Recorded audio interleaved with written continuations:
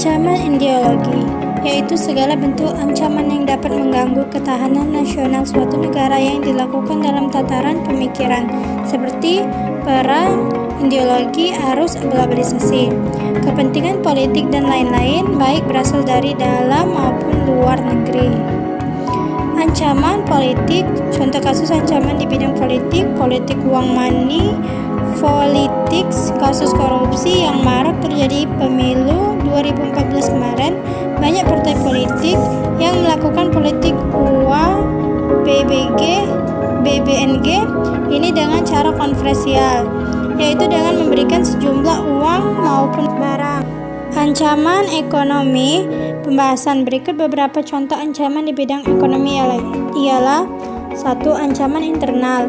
Inflasi terjadi dengan ditandai adanya peningkatan harga barang secara tidak terkendali, infrastruktur, sarana, serta prasarana yang tidak memadai, sebagai contoh jalan yang kurang kondusif, transportasi yang minim sekali, dengan begitu akan memperhambat pertumbuhan ekonomi di Indonesia, sistem ekonomi yang kurang stabil antara pengusaha, penanam modal, pemerintahan, serta warga sipil, kurangnya kualitas sumber daya manusia (SDM) baik pada tingkat pendidikan maupun tingkat kemampuan agar berdaya saing yang baik dengan negara lain, meningkatkan jumlah pengangguran di Indonesia. Hal ini dikarenakan rendahnya tingkat pendidikan, tidak memiliki skill, serta kepadatan penduduk yang tidak seimbang terhadap ketersediaan lapangan kerja yang ada.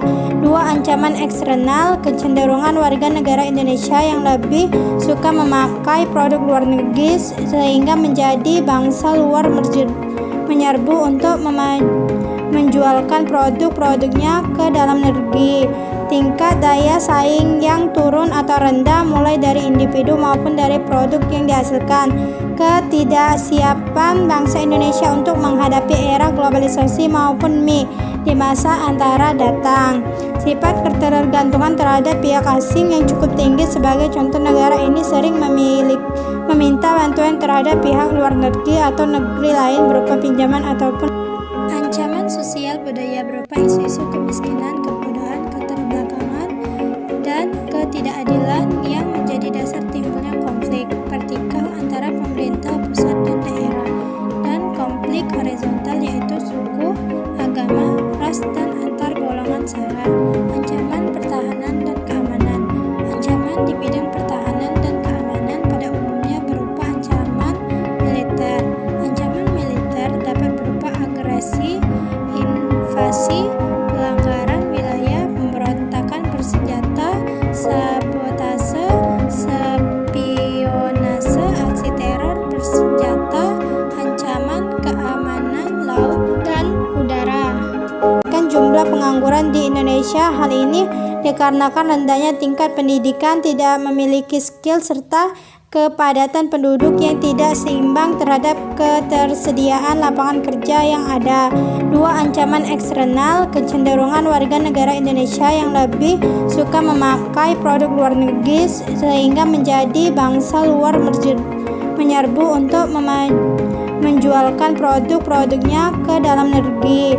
Tingkat daya saing yang turun atau rendah, mulai dari individu maupun dari produk yang dihasilkan.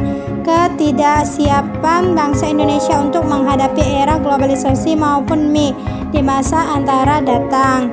Sifat ketergantungan terhadap pihak asing yang cukup tinggi, sebagai contoh negara ini sering meminta bantuan terhadap pihak luar negeri atau negeri lain berupa pinjaman ataupun. Ancaman sosial budaya berupa isu-isu kemiskinan, kebodohan, keterbelakangan, dan ketidakadilan yang menjadi